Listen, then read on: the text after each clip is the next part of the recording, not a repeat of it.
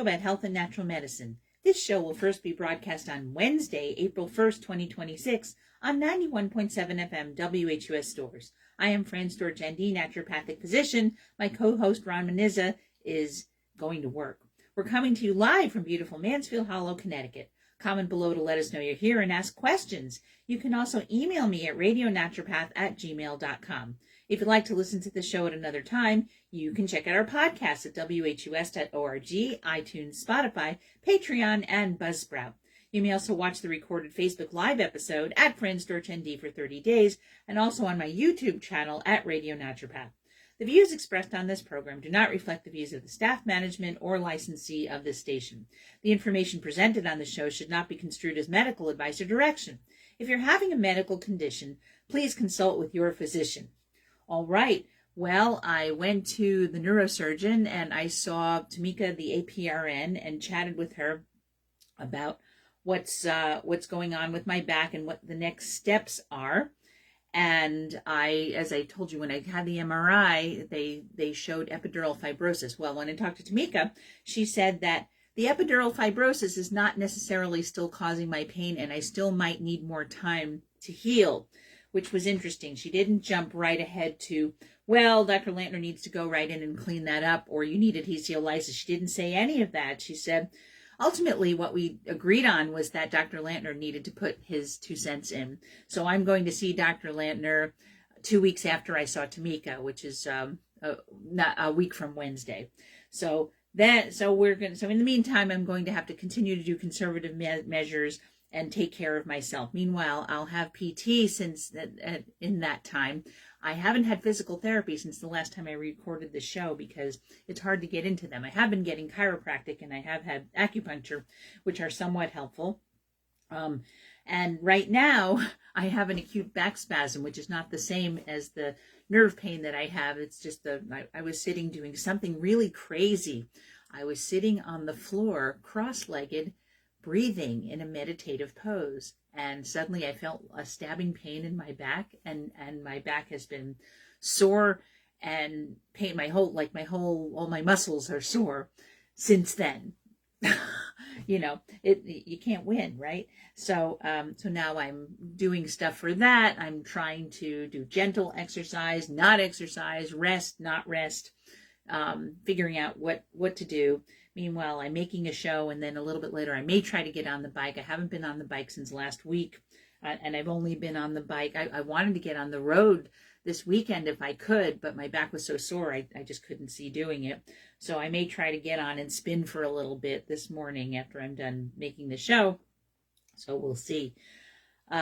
So anyway, I haven't finally decided what to do next about my back, and it may just be more conservative measures. We'll see. And when I talk to Dr. Lantner, we'll find that out. So I will probably the next time I do a show, I will probably know what I'm about to do. So I'll be able to report on that.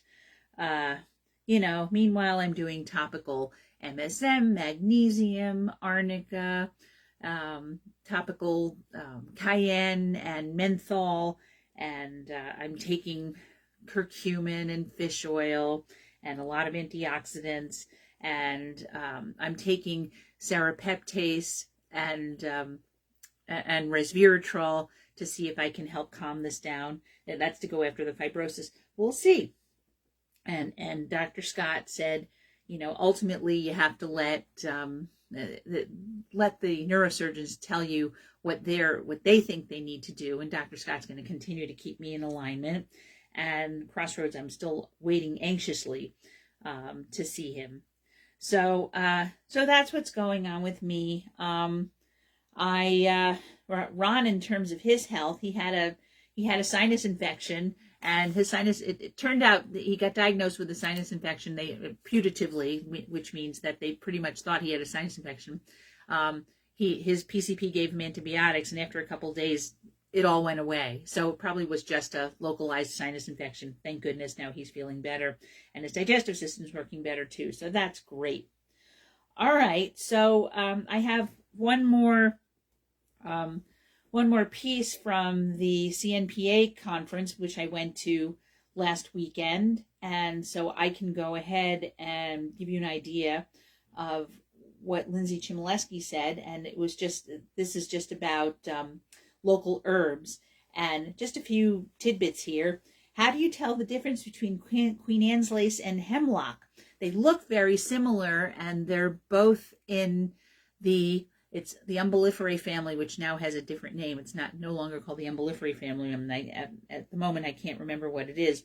But anyway, they're in the same family, and they look similar.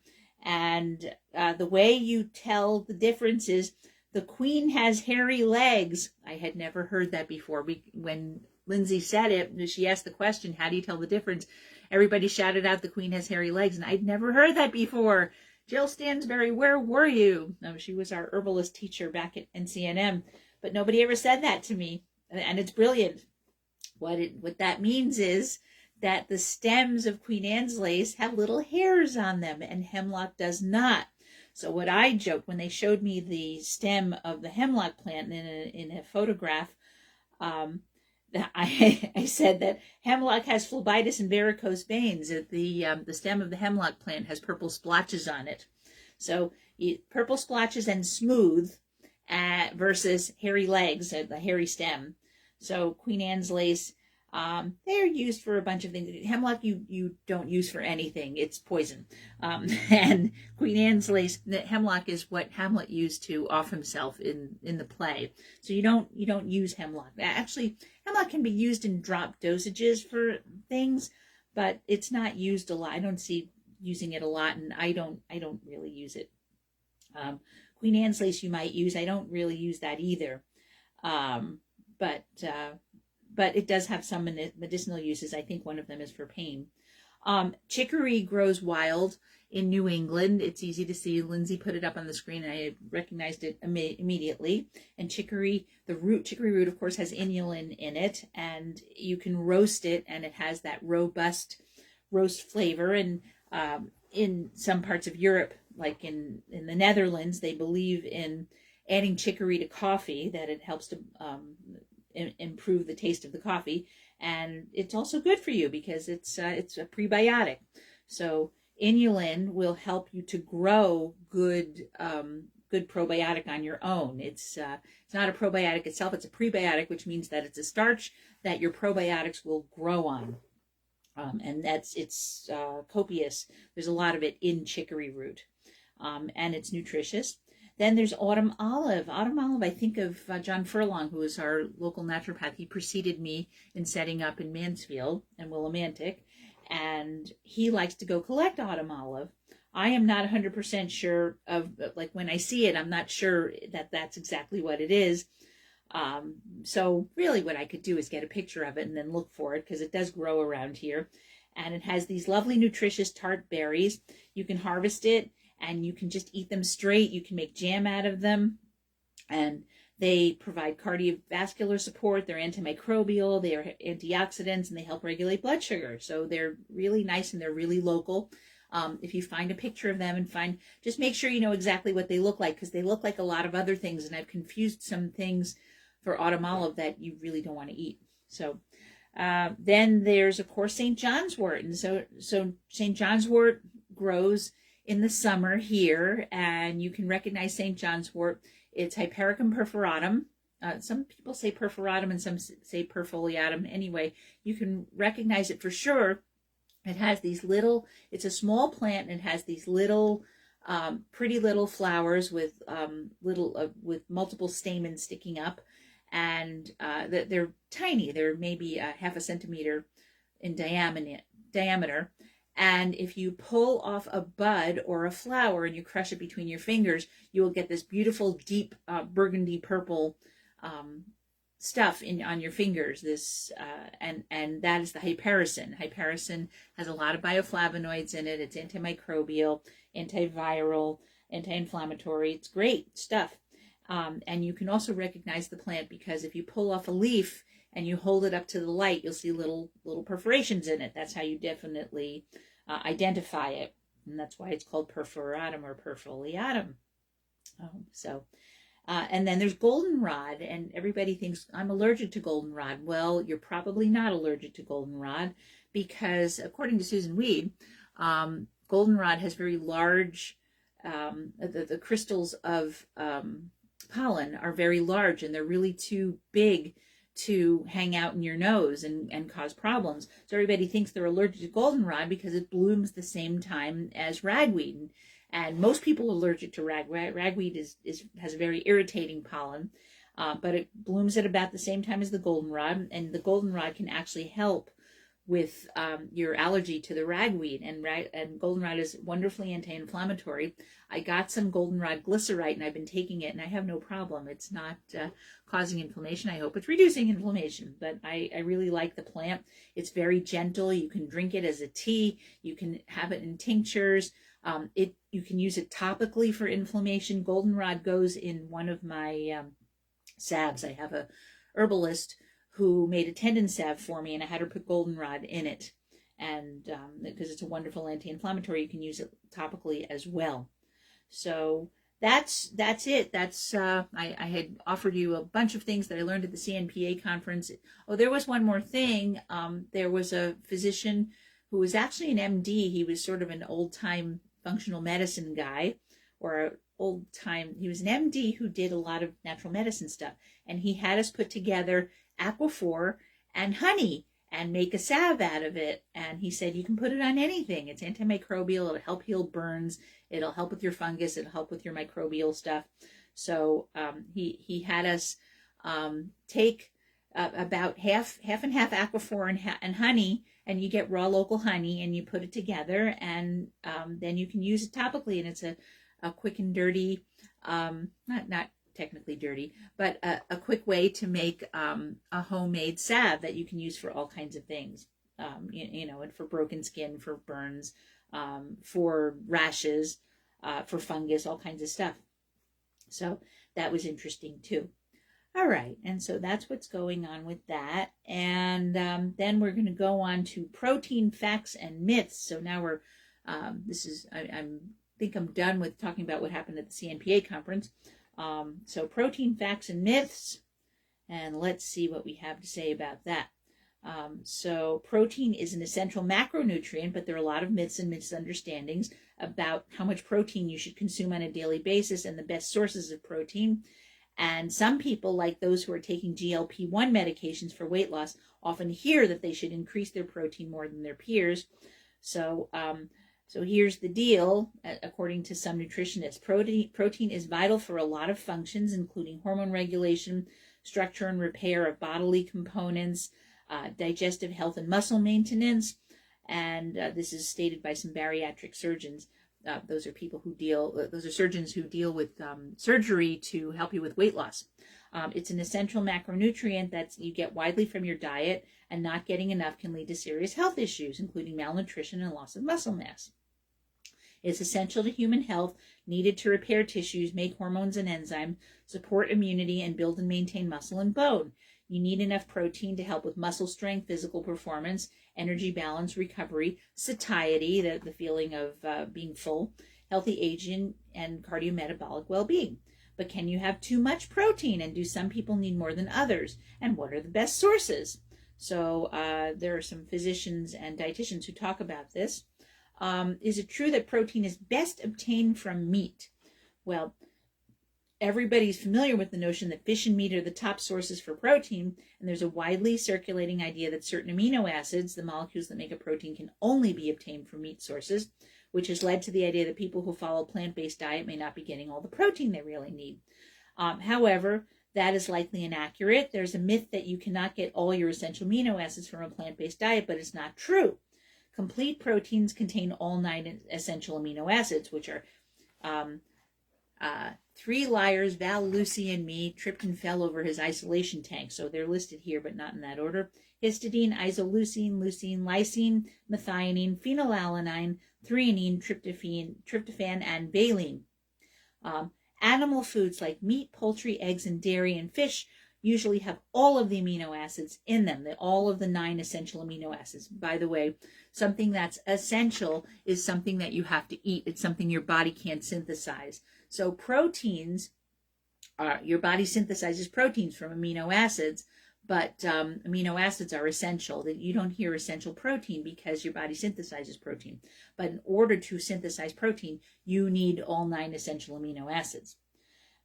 And so there are some plant foods like soy, tofu, tempeh, and edamame, and quinoa, and buckwheat, and hemp seeds, and chia seeds also have all 9 amino acids in them. They're also complete proteins.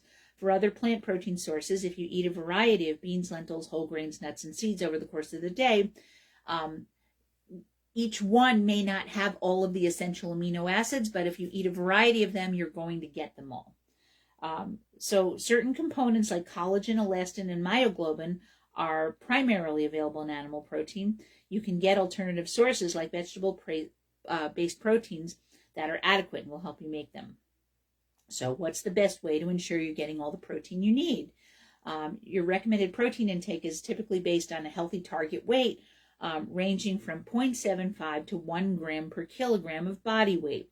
This varies based on age, activity levels, and other factors. Once you determine a goal, you can use apps and other resources to track to ensure adequate consumption. I give out a handout, a simple handout. It's on a piece of paper that anyone can use. The apps are really great because if you track your food during the day, it will calculate how much protein you've eaten in that day, specifically for that diet for that day. But if you want to use, I have a handout that, and one side I list all of the animal sources of protein, and the other side I list all the vegetable sources of protein. And I encourage patients to mix and match until they reach whatever goal protein. And usually the protein goal, I tell people, is somewhere between 70 and 120 grams a day, depending on age, weight, activity level, and maybe whether they're taking a GLP-1 drug. So for active adults without any kidney issues, you want to do 1 to 1.2 grams of protein per kilogram body weight spread across meals. So an average person at 70 kilograms is about 150 pounds. So you're looking at 70 grams for a 150-pound person. So somebody like me, I'm in the 70 to 80 range. And if I look at my app, that's what it usually tells me to do. And I think it increases it based on how much activity I've gotten over that day. It's also a good idea to spread the protein among meals because it's hard to absorb. And if you try to absorb it all at once in the morning, you're probably not going to absorb it all. Some of it's going to go out the back door. So it's a good idea to have, so if you have to do 70 grams of protein a day, you're going to be doing about 25 grams or a little bit less 3 times a day. And that's the best way to do it. I think most people need a bit more than 70 grams. So you can mix lean animal and plant proteins or focus on a variety of plant proteins if you're doing a plant-forward diet. So however you get the amino acids in, you're going to be able to build muscle. So why are GLP-1 users told to increase their protein intake? People who use GLP-1 or semaglutide drugs or tirzepatide for weight maintenance may have heard that they should increase their protein intake. GLP-1 medications work by reducing appetite and slowing digestion, which can make it easy to unintentionally eat too little protein. That's the big deal. If your protein intake drops while you're losing weight, you may lose lean muscle. Prioritizing protein helps preserve muscle, support metabolism, and keep you full even on fewer calories. It's important to maintain sufficient protein intake during any weight loss program to preserve muscle while burning excess fat. So are protein shakes a good idea for supplementation? I have protein shakes all the time. I find that they're a good supplement for me, and I take a lot of supplements, and I find that when I'm swallowing supplements, they go down easier if I'm using a thicker liquid, and a protein shake definitely is, as opposed to just swallowing it with water. Ron noticed that when he tries to take his supplements with water, they don't go down as easily as if he takes them with his protein shake. And I explained to him, yeah, you want to do that you want to have at least something in the water. And in the morning, I take my supplements with a protein shake. And in the evening, I take it in tea that has collagen and a nitric oxide booster with amino acids. So basically a bunch of amino acids, collagen and amino acids. That's what I do. And the nitric oxide booster actually is a collagen booster as well. So Protein shakes are popular, protein powders, but they have been linked to dangers such as overeating and blood sugar spikes. Really? Well, I don't know how they would spike blood sugar if they don't have any sugar in them. According to one of the nutritionists, protein shakes are a beneficial source of supplementation for those who may struggle to meet protein requirements through whole foods alone. Shakes are especially convenient for people who lift weights or train regularly and may struggle to get enough protein from whole foods alone. But these should supplement, not replace, nutrient-dense lean protein from whole foods. What matters is the whole amount of protein intake and quality. Can you have too much protein, and what happens when you do? While your protein is certainly key to maintaining good health, people shouldn't fall into the trap of boosting their intake to a point where it becomes perilous rather than helpful. Eating protein well above your needs can have downsides. It can strain your kidney function, and people with kidney disease, especially if you have kidney disease already, increase calcium loss in urine and potentially contribute to vascular inflammation. Too much protein can also displace fiber-rich plant foods, and if they're highly processed, may raise cardiometabolic risk. So you want to start around 1.2 grams per kilogram of protein a day, which for somebody my size is going to be 70 to 100 grams a day. 70, actually more like 70 to 85, 90 grams a day. So depending on your weight, 1 to 1.2 is going to be helpful for you, and you want to err on the high side if you're getting a lot of physical activity, and on the lower side if you're not. Your needs may vary based on lab results, medical history, and activity goals. You want to consult a registered dietitian or another practitioner who's comfortable with or knowledgeable about diet and exercise and your nutrition needs, who can evaluate you personally and provide tailored guidance, especially if you have heart, kidney, or liver issues. So there you go. So that's what to do about your protein. All right. So now we were talking a couple weeks ago about how to get better sleep, and sleep, like I said before, and this is blessings to Beth Hankins, who is now in heaven. But anyway, she talked about how sleep can turn into anything. Because if you get good sleep, that's going to make it so that you have the energy to do many different wonderful things in life. So sleep is so important. It's absolutely critical to get good sleep.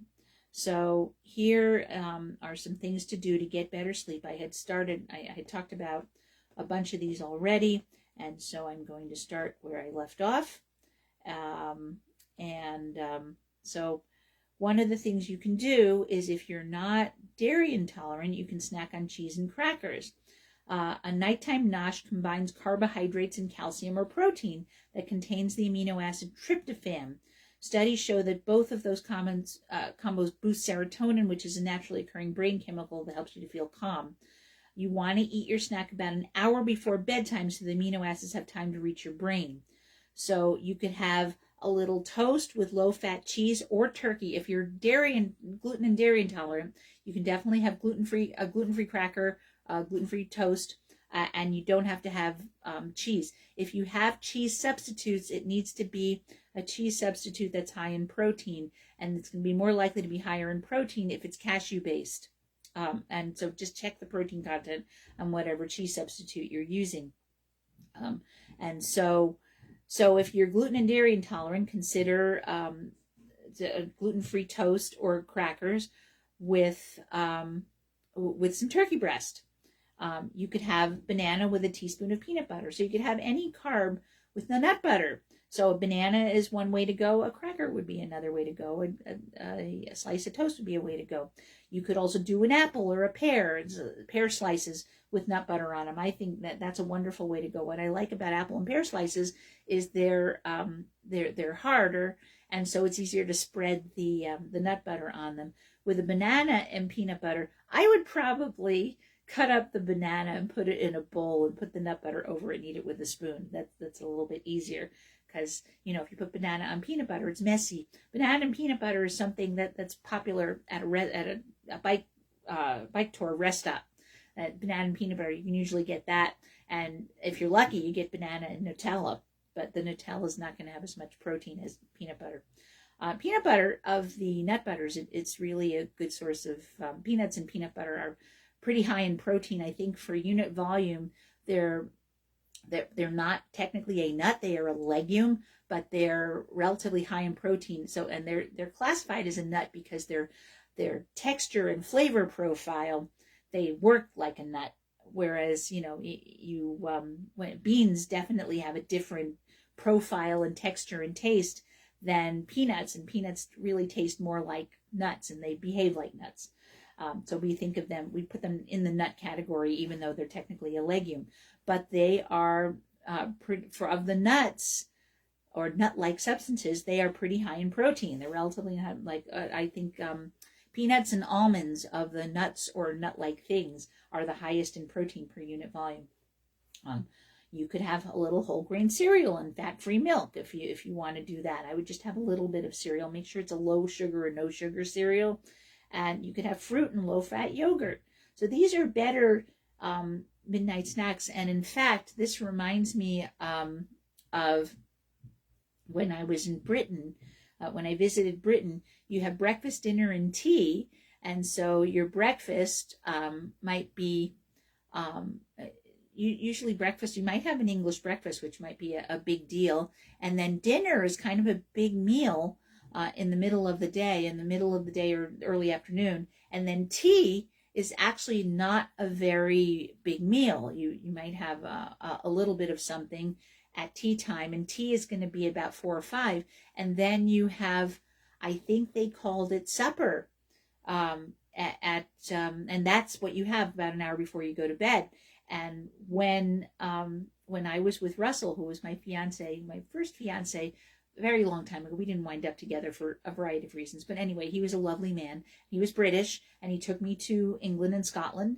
And when I remember going to his aunt's house in Yorkshire, and we had supper. So that was a meal that you had not too long before bed, and it was usually fruit and cheese. And I had never had fruit with cheese before, but they'd have lovely cheese because the cheese in Britain is amazing. And so you'd have cheese, and you'd eat the cheese with apples and or grapes, and that's what you do. And so they got that, and Russell talked about having cheese dreams, and I looked up that term, cheese dreams, and I haven't found a lot on it, but cheese dreams make sense because what we're talking about here is the level of tryptophan in the dairy products, as well as in turkey breast. They're relatively high in tryptophan, and tryptophan is a precursor to serotonin. So tryptophan gets converted to 5-hydroxytryptophan, which then gets converted to 5-hydroxytryptamine, which is serotonin. And so the reason you do that is because if you have adequate serotonin, you're going to sleep better. So you get cheese. If you have a lot of serotonin around, you tend to have more vivid dreams, hence the cheese dreams. So that's kind of interesting. So bless you on your cheese dreams. If you're not dairy intolerant, try having some, you can try having some carb, some, slow carb and cheese about an hour before bedtime. Make sure you brush your teeth afterwards. And you might have some nice cheese dreams. So, because you want to do it at least an hour before bedtime, because if you want to fall asleep, you want to absorb some of that tryptophan so that it gets to your brain. All right. So you could listen to a bedtime story. You can load a familiar audio book on your iPod or your Kindle, or your Kindle app, or whatever you use to listen to books. So it doesn't engage you but distracts your attention until you drift to sleep. You can use relaxing music as well. I also find that if I'm reading a book that's not too exciting, and I have a new Kindle because I won the Kindle at the conference. So I was reading on the Kindle, and it's really delightful because you can set the Kindle up on your lap pillow. See, this is my lap pillow. If you're looking at the video on YouTube or Facebook Live, I have a lap pillow that I'm holding my iPad on. And this is a great thing to just put a book on, or your Kindle if you're reading, or whatever device you're reading on. And so you don't have to touch it. You just have to touch it to turn the page. And so you read something relaxing, or you listen to something relaxing before you go to sleep. Obviously, you want to stay cool. When you set your bedroom thermostat between 65 and 75, 75 is too hot for me. I need it to be in the 60s range. That's a good guideline, but pay attention to how you feel under the covers. When you slip between cool sheets, it helps trigger a drop in your body temperature. That shift signals the body to produce more melatonin, which induces sleep. That's why it's also a good idea to take a warm bath or hot shower before going to bed. They temporarily raise your body temperature, after which it gradually lowers in the cooler air, cueing your body to feel sleepy. But for optimal rest, once you've settled in bed, you shouldn't feel cold or hot, but just right. Okay, so if you're menopausal, 75% of women suffer from hot flashes, and just over 20% have night sweats or hot flashes that trouble their sleep. I guess that I count in that. Mine are not as bad as they used to be, and if I avoid sugar, they're even better. If I have no sugar at all, if I'm eating really clean, if I don't do sugar, I don't do caffeine, I'm less likely to get them. And I have to dial in my temperature too.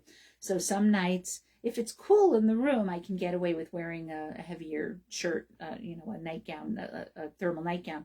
But a lot of the times I have to at least go to short sleeves. And sometimes it's nice, even in the winter, to wear short sleeves, a short, cool nightie, and then have lots of blankets. That's comforting too. And of course, there are those who say that it's really better to sleep in the nude, and then your body adjusts to the temperature around you. You use the blankets to keep you warm, not your clothes. But anyway, when you're perimenopausal, postmenopausal, you still get night sweats. And I have an overhead fan. The overhead fan is a lifesaver, and the overhead fan runs in the bedroom all the time. That bedroom gets stuffy, so that it helps to move the air. This time of year, Ron gets cold easily, so it's hard for us to open the windows.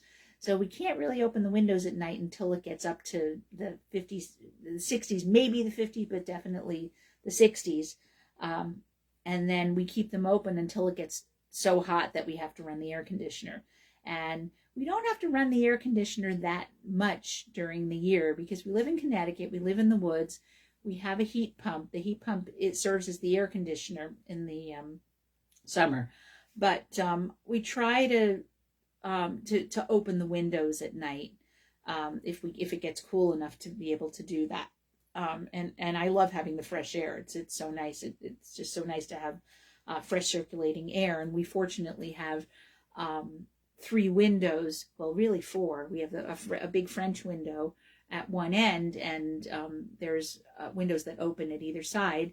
And then there's a window for the bathroom, and there's another window at the other end of the bedroom. So we can open that and get the air to circulate, which is really nice.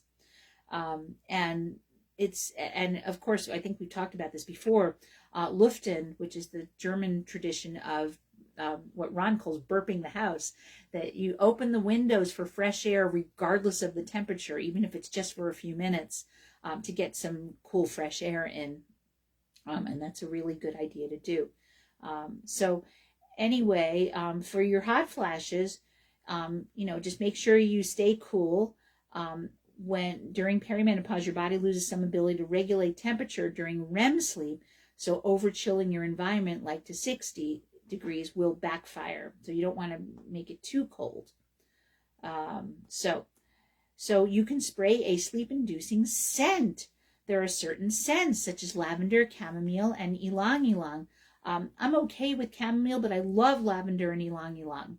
Ylang ylang is spelled Y-L-A-N-G, Y-L-A-N-G. And I love the way it smelled. Sort of, I don't know how to describe it. It's flowery and mildly citrusy. I forgot about it. Thank you for reminding me about that. It's a lovely scent. When I remember, I'll get ylang ylang body wash for the shower.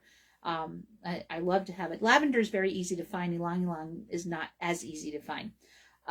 And I have lavender Epsom salt body wash, and I also have lavender Epsom salt lotion, and that's something you can put on at bedtime. So you're putting Epsom salts on your body with a lavender scent, and that can be very relaxing. There have been times when I've had trouble sleeping where I'll actually take the lavender Epsom salt lotion and I'll put it on my temples to help me to relax my temples and my neck. And those lavender, chamomile, and ylang ylang increase your alpha wave activity in the back of your brain, which leads to relaxation and helps you sleep more soundly. You can mix a few drops of essential oil and water in a spray bottle and spray your pillowcase. Turn on the white noise. That doesn't work for me. I don't like white noise. We use white noise in the office, so it just reminds me of being at the office. And it sounds fake to me, so I don't really like it. But if you like white noise, you can absolutely use it. You can get sound machines.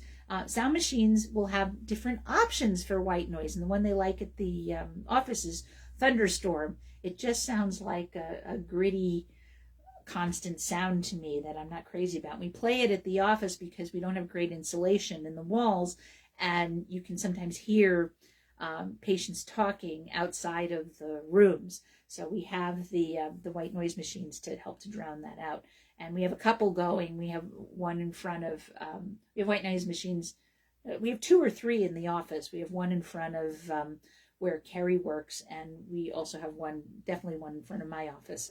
So it's a little harder to hear what's going on in there. White noise can help you tune out barking dogs. Not a problem where I live. But if you live in a more suburban or urban area, that can be an issue. Or if somebody's playing the TV downstairs or any other disturbances, so you can fall and stay asleep. Eliminate sneaky light sources. The darker it is in your room, the easier it will be to sleep. And we don't have 100% dark room. I like to leave, it's really silly, I like to leave the shades open in the room, even though if I pulled the shades down, they would probably black out the room a bit more. But light is a powerful signal for you to be awake, and the TV has a little light at the very bottom of it, and then we have a red light clock, and that's probably not a great thing, because you look up at the clock and you see what time it is. And that if you're trying to sleep, that can be very distracting. But if you don't have any light in the room, and also make sure that your cell phone turns off, that if you have your cell phone at your nightstand, that it doesn't stay on. Mine, I remember when I had a Motorola a long time ago, and it would have a little light that would glow at night. And the phone that I have now doesn't do that. If it's not being used, it goes to complete black. See, it's complete black. That turned out it thinks I'm using it, so when the phone starts moving around, it thinks you're using it. But it's on the home screen, so it goes right to black when I put it down. And so if it's on my nightstand, it just goes to complete black. And you know, my iPad and this tablet, my Samsung tablet, they can all be closed. So whether they're lit up or not, and they'll go to sleep if they're covered as well. But you want to have everything closed because your hypothalamus will sense the light and it will want to wake you up. And when you have light around, you have less melatonin, and melatonin helps you to sleep. One of the tips, I think I talked about this already, but one of the tips that I learned at the conference was as you get older, you have to go to the bathroom more at night. And that's definitely true of me. You know, I find myself going to the bathroom a few times a night, at least twice, and more as we get closer to the morning because I'm not staying asleep as much. But if I can stay asleep for 4 to 5 hours at a run without going to the bathroom, that's a success. That happened last night. I was very excited about it. And then I went right back to sleep. So one of the suggestions was, if you have to get up and go to the bathroom, put a motion sensing night light in the bathroom. Ron has had one forever, and I see him going to the bathroom and he doesn't turn on the light. He leaves the night light on. And I didn't have a motion sensing night light, so I bought one. And he also bought some LED lights, but they're too bright, they're too white. But I got a motion sensing night light that just plugs into the plug in the wall, and you turn it on to auto, and then it turns on. It's motion sensing, and it's a soft white light. It's very nice. I think it's an LED, but it's a soft, like a off-white light, and it turns on, and you can see enough to do what you need to do. And then go back to sleep. You don't have to turn anything on. Sometimes I forget and I turn the lights on still because I've only had it for a few days. So I have to get used to that. And it's really nice. It's almost like a candle's being lit for you. It's that kind of light. You can see what you're doing, but but not enough to completely wake you up. So that's important. Remember, light stimulates melatonin. So it's important to keep your to keep the light out of your eyes so that you can, if you have to go to the bathroom, you can go back to sleep. And you want to keep, the darker your room is, the better you're going to sleep. And I try to enhance the darkness because in my room, there is a little bit of light pollution. I mean, we're in the woods, but this is weird. They cut down the trees because we're next to some power lines, and the power company took out a lot of our trees. So now it's very bright in our backyard. And it's dark at night because there are no lights, but you can see, it's amazing. You can see across the lake, over the power lines and across the lake to the airport, to Wyndham Airport. And Wyndham Airport has some lights, and those will light up sometimes. They'll be lit at night. And that creates a little bit of light pollution in our area. So what I do is I have the covers as close to over my head as I can manage and still be able to breathe decently. And then I put pillows in front of my face so it blocks out the light. And I find that lack of light is very soothing. Also, if I want to relax, covering my eyes is very nice, and I've taken to carrying a cloth with me wherever I go, so that if I have to wait in a doctor's office, which I've been doing a lot, if I have to wait somewhere, I can cover my eyes and just relax. And when I went in the MRI, I had them give me a cloth to put over my eyes, so to give me some darkness, and that's very soothing. Kick out your furry bed mates. Well, we don't have any pets right now, so that's not an issue. But cats can be active in the late night and early morning, and dogs may scratch, sniff, and snore you awake. More than half the people who sleep with their pets say the animals disturb their slumber, according to a survey from Mayo Clinic Sleep Disorders. But if your pet is a good, sound sleeper and snuggling up with them is comforting and soothing, it's fine to let him stay put. But if your sleep is affected by having your pets in your bed, sometimes it's great to have the pet and sometimes it's not. So you have to assess that and make a decision, because your pet's part of the family, and if it's a dog, you're part of its pack. So it wants to sleep near you. So you have to decide if that's really a good thing. Check your pillow position. The perfect prop for your head will keep your spine and neck in a straight line to avoid tension or cramping that can prevent you from falling asleep. You want to ask your a sleep partner to take a look at you to check the alignment of your head and neck when you're in your starting sleep position. If your neck is flexed back or raised, get a pillow that lets you sleep in a better aligned position. And if you're a stomach sleeper, consider using either no pillow or a very flat one to keep your neck and spine straight.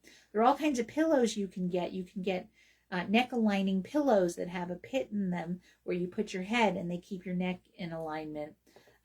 So there's all kinds of orthopedic type pillows that can be very useful. That's something to look into as well. And if you haven't gotten a new pillow in a long time and your pillow's kind of beat up, that's something to think about, that it's time to get new pillows. Breathe deeply. Shocking. This technique helps reduce your heart rate and blood pressure. It releases endorphins and relaxes your body, which primes you for sleep. Inhale for 5 seconds, pause for 3, and exhale to a count of at least 5. Start with 8 reps. You don't have to count. You can start by counting to get to know what deep breathing feels like. But what the main thing you want to do is exhale for longer than you inhale. And if you start out your sleep, when I lie down, I just naturally start doing it. I'm so used to doing it because I've done so much yoga and meditation that when I first get in bed, that's what I naturally do. If I'm lying down waiting for the doctor at the doctor's office, I do it then as well. And also when I'm doing yoga, when I'm in any yoga pose, I access yogic breathing. And it really helps you to calm down. And so if you start your evening, you start your night with that, you can get to at least 15 breaths. If you want to practice when you're awake, get a bottle of bubbles, of kids' bubbles that you dip the wand in and you blow bubbles. So you're going to breathe in and then you're going to have to breathe out slowly to get the bubbles. So that will teach you how to do meditative breathing before you go to sleep. So if you wake up, try to stay in bed. If you can't fall back asleep in 15 minutes, you should get out of bed. But how do you feel in bed? If you're not fretting or anxious, stay there in the dark and do some deep breathing or visualization. But lying in bed pushes your stress buttons. Get up and do something quiet and relaxing in dim light, like gentle yoga, or massage your feet until you feel sleepy again. So should you get up if you can't sleep? The answer is maybe. It depends. If you're just really anxious and your mind is spinning, it's probably better to get up. But if you're just not sleeping but you feel pretty relaxed, then try doing some deep breathing and meditation, and it'll help you get back to sleep. One more thing I wanted to mention is I had a pretty good night's sleep last night, and I'm having this back pain.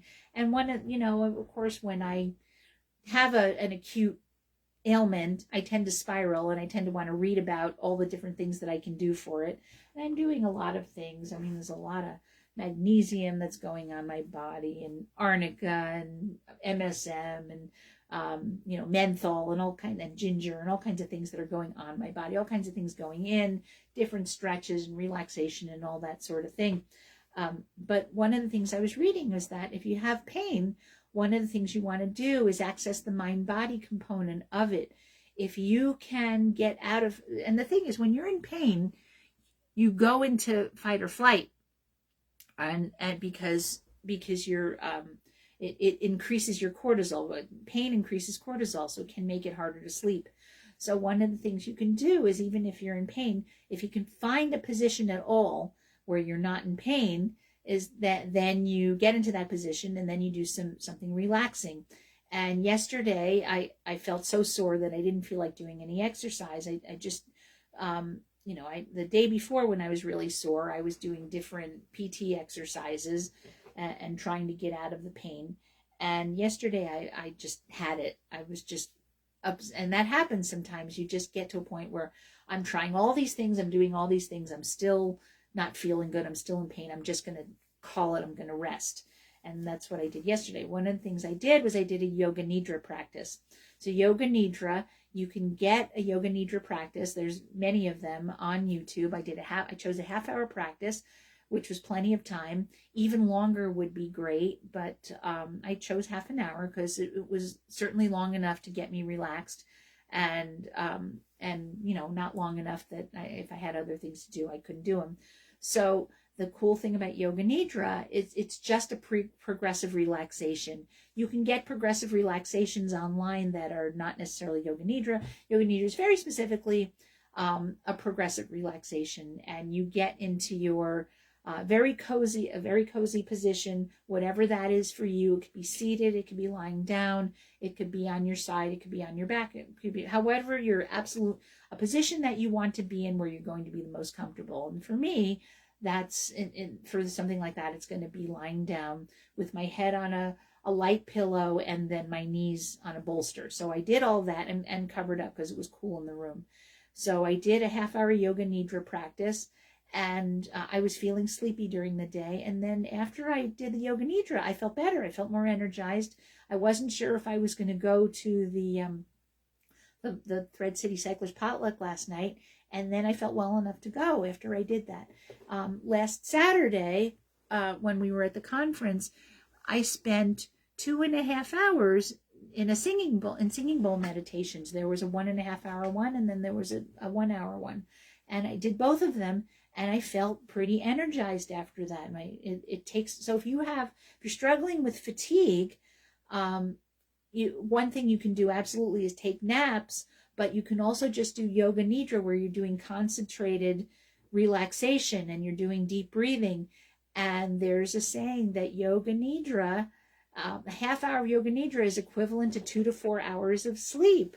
So I don't know how true that is, but it definitely can make you feel better, because you're doing focused deep breathing and you're focusing on relaxing every part of your body. And if you have pain, one of the reasons you have pain is because there are muscles that are locked up that are trying to protect you from whatever structure is hurt or inflamed. It's very interesting. This muscle pain started as a stabbing pain in my right side, my right probably quadratus lumborum. That has calmed down and it shifted over to my left side, and I have discomfort. I have tightness and discomfort down my entire left side, which is the side that has the stenosis. The stenosis is worse on that side. So that's interesting. But I must say that the yoga nidra really helped. So if you're stressed out for any reason or you're having trouble sleeping, yoga nidra can be a really big help for that. And it can help you get to sleep. And I slept pretty good last night, I must say, for all the pain I had. All right. And then here, let's go to the best temperature for sleep. So we're talking about all kinds of good sleep stuff. So the ideal temperature for sleep, your thermostat can make all the difference in the quality of your sleep. And so if you find yourself constantly flipping your pillow to the cool side or waking up in shivers, you might need to adjust your bedroom to prioritize the temperature for sleep. Magic number is not a myth, and it's crucial for getting a good night's rest. Sleep temperature is just one of the many sleep hygiene elements needed to set you up for success every night. And in addition to avoiding caffeine in the afternoon, putting your phone away before crawling into bed, the best temperature is typically between 60 and 67 degrees. So remember the other article said up to 75 degrees. 75 is way too hot for me. But sleeping in the 60s, that's not so great for Ron, but it's great for me. 60 to 67 for most adults. And this is what neurologists and sleep specialists say. When you begin to enter rest mode, your body's core temperature naturally begins to drop 1 or 2 degrees. Keeping your environment at the recommended range helps maintain your core temperature, which is crucial for initiating and sustaining deep sleep. Temperature influences the body's circadian rhythm, which regulates sleep-wake cycles. In other words, your body's temperature tells you when to sleep and when to be awake. If your body temperature is too high too soon, it can send wake signals when you still want to sleep, which will give you broken, poor quality sleep. Your temperature is regulated near the same brain real estate that handles sleep. Because of that, does the ideal sleep temperature ever change? The weather changes and our thermostats may flex a few degrees accordingly. It's reasonable to wonder if the ideal sleep temperature is malleable too. And experts say the recommendation doesn't move, but some people may sleep hotter in more humid months and colder in the winter. To stay comfortable, adjustments like using lighter bedding in summer or layering in winter can help maintain your ideal range. Seniors and babies may need customized temperatures that lean towards the warmer side, although more research is warranted. The range of comfort tends to land between 65 and 70 degrees. Their bodies are less efficient at regulating temperature, making it important to avoid environments that are too cold or warm. So that's the thing. Ron is 8 years older than me, and he's also thinner than me. He doesn't have as much body fat, so he's definitely colder and needs to sleep warmer than I do. So there's a lot of simple, intentional ways you can create a refreshing oasis to fall asleep every night. You want to choose the right bedding. Quality bedding makes all the difference. And there's plenty on the market made for hot sleepers. You can get cooling sheets made of linen and cotton, and they don't mention bamboo, but there's also bamboo. Lightweight cooling comforters and gel-infused cooling pillows. If you get cold, use layers or heated blankets, but avoid overheating the room as that can disrupt your sleep. Take advantage of tech. We live in a time of optimal self-help gadgets, and sleep-related ones can be a must-have. You can invest in a smart thermostat or a bed cooling device like ChiliPad or 8Sleep. There are also cooling fans that you can point and shoot at yourself for constant sweat maintenance. And I definitely have we run a fan at night, which is not great for Ron, but it's great for me. So he just has to use more blankets. So you can lower your thermostat below a certain threshold before assuming it would be too cold, but it may be what your body needs to stay asleep. You can also take advantage of cool weather and open the windows. And evaluate your sleepwear. You can even get cooling pajamas, which help wick away sweat and regulate your body temperature while you sleep. If you typically sleep in pants and a sweater and wake up hot, you may want to try removing a layer. Some people even swear by sleeping commando for maximum ventilation. And there's some people, and there's some studies that say it's better to sleep commando with no clothes on, that you're going to sleep better. It's better for you. So those are all good things to think about in terms of sleep temperature. So that's focusing on the temperature for your sleep. Now let's do one more thing before we let you go, and that is talking about how sleeping in total darkness is really good for you, and it's good. Specifically, it's good for your heart. I wonder, I'm thinking that I might want to hold off on this one for next week because I want to delve into it. So I think that's what I'm going to do. So I just wanted to remind you that doing gentle, if you're struggling with fatigue, I'm finding that I struggle with fatigue because I have pain issues going on, and I think the pain makes me tired, and so I will get I don't have a long time where I feel very energetic a lot of days, and then there are some days where I just feel like I need to crash, and that's happening more. And I'm wondering, once I figure out all my pain stuff, my back pain stuff, and my leg pain stuff, that's going to improve. But anyway, at this point, I tend to need more rest, and I'm finding that if I am feeling, that, oh my God, it's 2:30, it's mandatory nap time, that either napping or doing that yoga nidra is going to, like, if you can't get yourself to fall asleep in the middle of the afternoon, doing a guided meditation can be a really good thing. That if you do at least, 15 to 30 minutes of deep breathing, that's going to really help you. And if you don't have a lot of time, do 5 to 10 minutes. This is something you can do at your office. This is something you can do at home.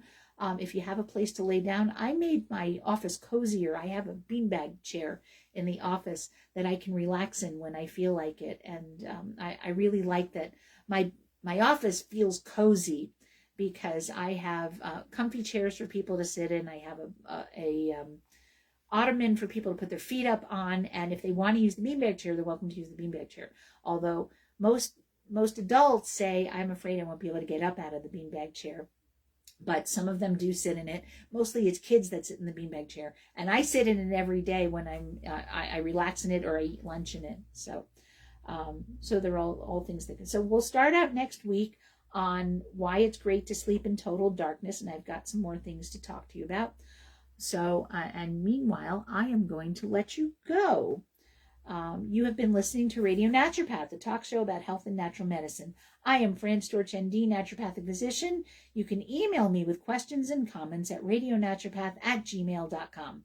If you'd like to listen to this show at another time, you can check out our podcast at whus.org, iTunes, Spotify, Patreon, Buzzsprout, and YouTube. You may also watch the recorded Facebook Live episode at Fran Storch, ND. The views expressed on this program do not reflect the views of the staff, management, or licensee of this station. The information presented on the show should not be construed as medical advice or direction. If you're having a medical condition, please consult with your physician. Thank you for listening to Radio Naturopath, your show where you can learn about the best of science and nature. We'll be back with more Radio Naturopath next week at 91.7 FM, WHUS stores, and WHUS.org. Thank you for listening.